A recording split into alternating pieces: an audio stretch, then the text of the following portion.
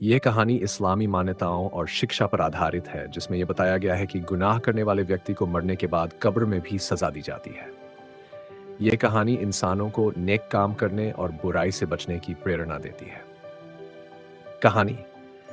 गुनाहगार की कब्र का अजाब। एक बार एक गांव में एक व्यक्ति रहता था जो बहुत गंदे और बुरे काम करता था। वह झूठ बोलता, धोखा देता, दूसरों का हक मारता और हराम चीजें खाता था।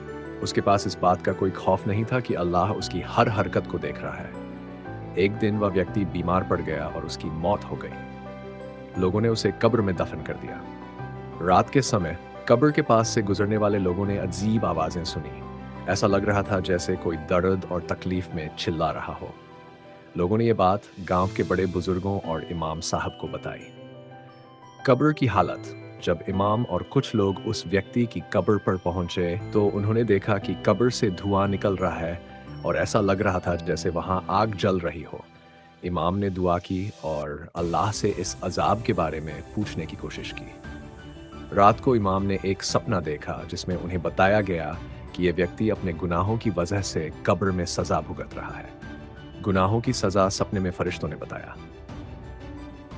ये व्यक्ति झूठ बोलता था, इसलिए इसकी कब्र में सांप है जो इसकी जुबान को काट रहे हैं। ये दूसरों का हक मारता था, इसलिए इसे लोहे की सलाखों से मारा जा रहा है। ये हराम चीजें खाता था, इसलिए इसकी कब्र में आग जल रही है। सीख। ये कहानी हमें ये सिखाती है कि दुनिया में किए गए हर अच्छे और बुरे काम का हिसाब किताब होता है। गुनाह करने वाले को न केवल दुनिया में बल्कि मरने के बाद भी सजा मिलती है।